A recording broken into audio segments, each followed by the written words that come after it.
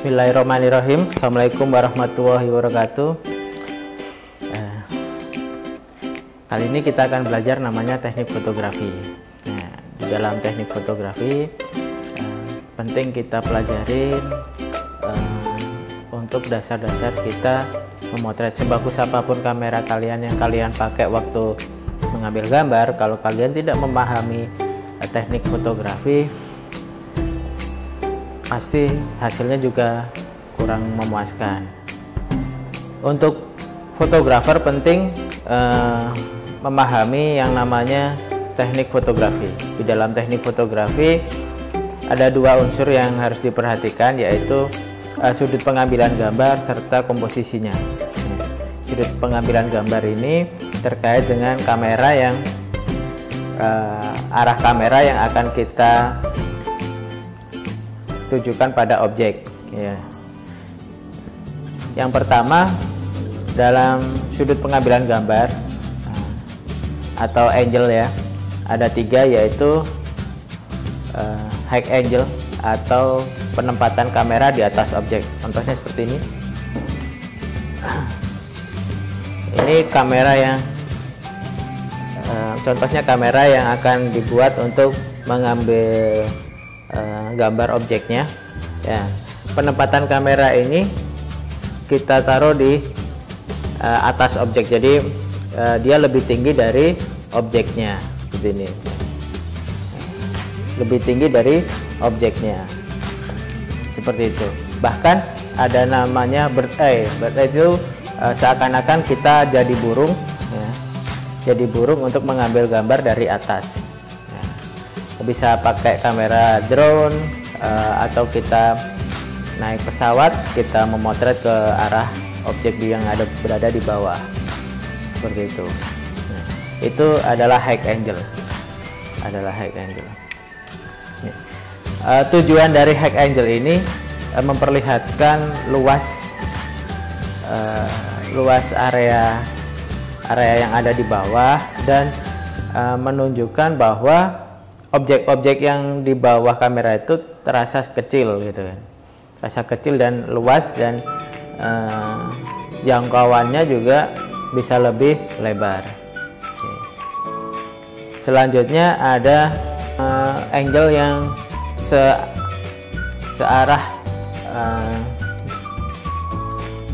searah dengan mata objeknya, ya, maksudnya dia tinggi levelnya adalah setinggi mata objeknya. Nah, itu normal angle-nya seperti itu. Jadi dia akan penempatan kameranya setinggi mata objeknya itu. Nah, contohnya seperti ini. Ya. Oke. Nanti hasilnya akan saya taruh di sini. Di penempatan kamera dengan searah mata objeknya, itu membuat proporsi gambarnya kita itu selevel dengan objeknya. Nah, misalnya di situ kita memotret orang sedang workshop atau orang sedang pidato, kalau bisa dia kamera itu setinggi mata objeknya. Yang terakhir adalah low angle. Low angle itu penempatan kamera di bawah objeknya, dari bawah objeknya. Ya, biasanya angle-angle ini digunakan dalam pemotretan gedung, bangunan, dan sebagainya. Di gedung, bangunan, kalau kita potret secara low angle, dia akan kelihatan lebih tinggi dan lebih kokoh, gitu ya. Nanti contohnya seperti ini. Bahkan ada low angle lagi yang lebih ekstrim lagi, dengan kamera kita taruh di bawah lantai atau di bawah tanah, menghadap ke atas. Nah, biasanya orang-orang nyebut namanya frog eye atau mata katak, ya. Jadi kita ibaratnya jadi mata katak itu seperti apa, gitu. Jadi kamera kita taruh di bawah, kita meloncati kamera itu atau bergerak di atas kamera itu. Nah,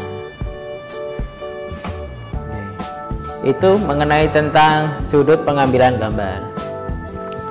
Selanjutnya, teknik fotografi yang amat penting harus kita pahami adalah komposisi ya. Komposisi. Oke. Komposisi yang sering dijadikan patokan yaitu yang pertama adalah komposisi foto rule of third ya. Rule of third ini kita biasanya ada di kamera itu ada garis bantu. Nah, nanti akan saya contohkan sini dengan membagi frame kamera itu menjadi 3x3 atau jadi 9 kotak.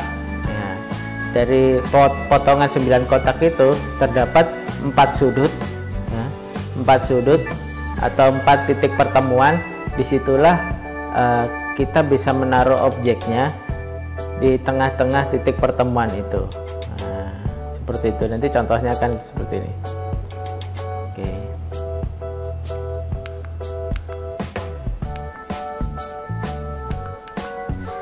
Selanjutnya kita juga bisa menempatkan posisi objek itu simetris ya, asalkan frame yang kita ambil itu seimbang, kiri kanannya itu seimbang, jadi kita bisa naruh objek itu secara simetris. Nah, center namanya ya. Bisa saya contohkan seperti ini nanti jadinya.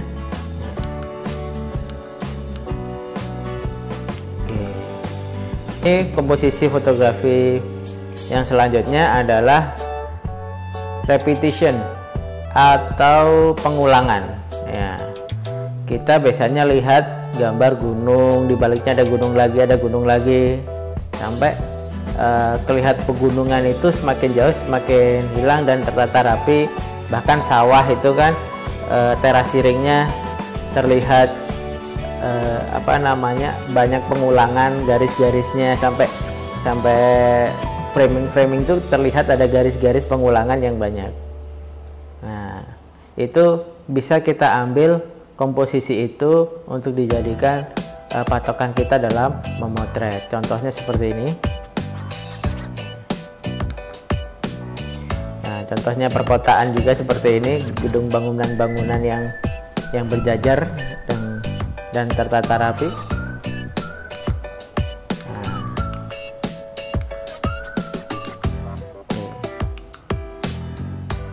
komposisi selanjutnya adalah foto perspektif ya. Perspektif ini kita tahu perspektif itu adalah dimana mata kita itu semakin jauh memandang, objek itu akan semakin kecil dan ada garis.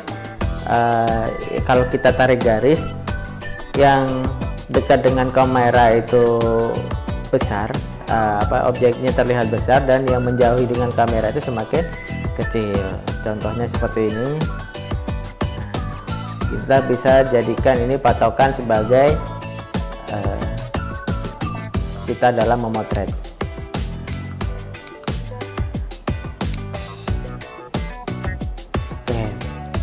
Selanjutnya ada komposisi foto frame in frame. Nah, ini dalam frame foto terdapat ada frame lagi ya, yang di situ membingkai atau melingkari objek. Nah, objek yang kita ambil ternyata di situ ada bingkai di dalamnya itu. Contohnya bingkainya jendela seperti ini. Nah, ada orang membaca, terus ada jendela di sampingnya, kita memotret dari luar jendela itu dengan frame jendela itu dan objeknya di dalamnya. Oke, seperti ini.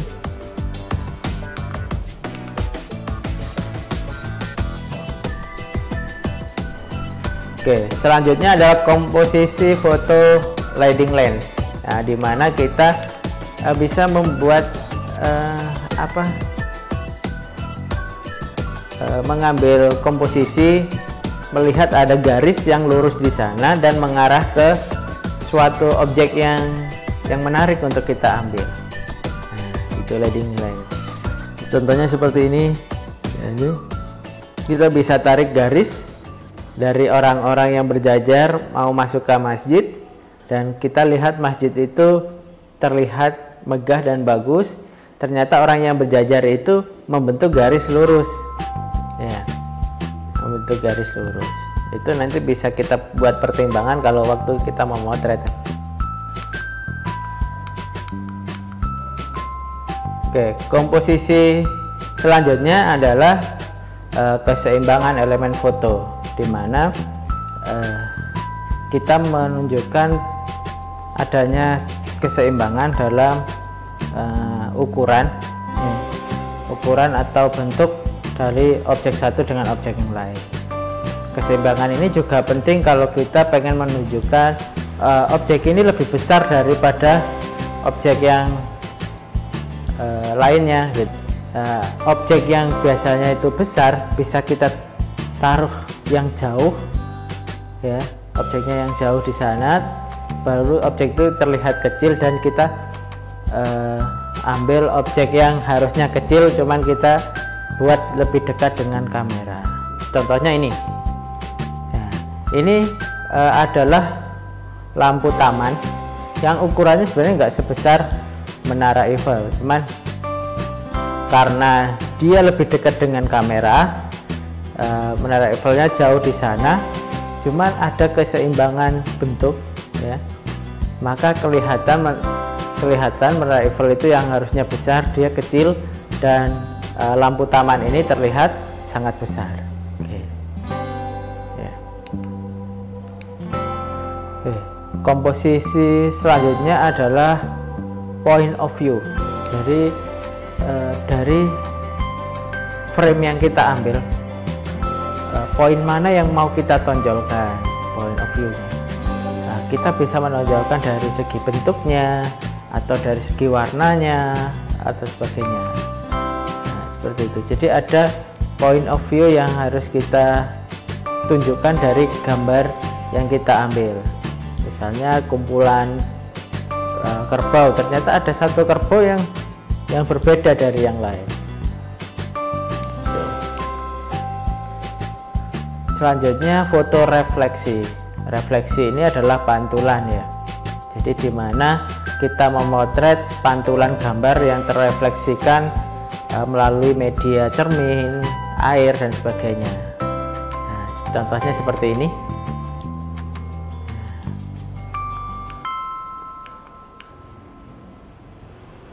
Selanjutnya adalah komposisi foto motion blur. Nah, di mana kita melihat blur itu atau pergerakan yang kurang jelas, ya, itu kita tunjukkan di sini. Itu menunjukkan misalnya orang pembalap, ya, kita buat backgroundnya blur, terus dia terlihat jelas, terlihat bahwa objek tersebut emang bergerak secara cepat. Nah, contohnya seperti ini. Oke. Selanjutnya ada komposisi yang menarik, ini adalah foto dengan kita membuat frame itu full, ya, terpenuhi satu objek aja. Contohnya seperti ini, dia full satu frame itu cuman memotret kelopak bunga matahari. Nah, atau satu frame itu full memotret wajah seekor burung atau wajah manusia. Begitu. Selanjutnya adalah komposisi foto tekstur. Di sini komposisinya kita memperlihatkan tekstur suatu objek, ya, dengan detail. Jadi foto-foto itu terlihat sampai ke pori-pori objeknya. Teksturnya kasar, halus, atau tajam, kita bisa lihat dari foto tersebut. Nah, contohnya guratan-guratan daun seperti ini, nah, kita bisa sampai terlihat. Nah, selanjutnya ada lagi komposisi warna. Nah, komposisi warna itu kita mengambil gambar atau mengambil foto, ya, dengan warna, mungkin satu warna, dan di situ ada warna yang mencolok yang bisa kita jadikan point of view-nya di situ. Contohnya seperti ini.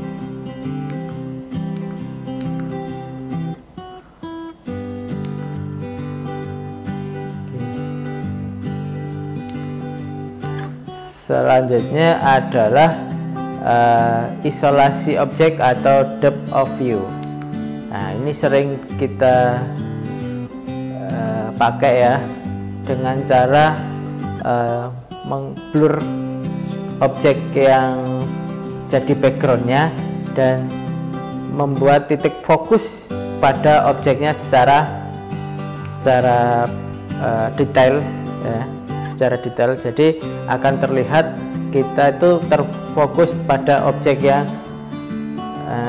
kita ambil gambarnya itu, bukan ke backgroundnya.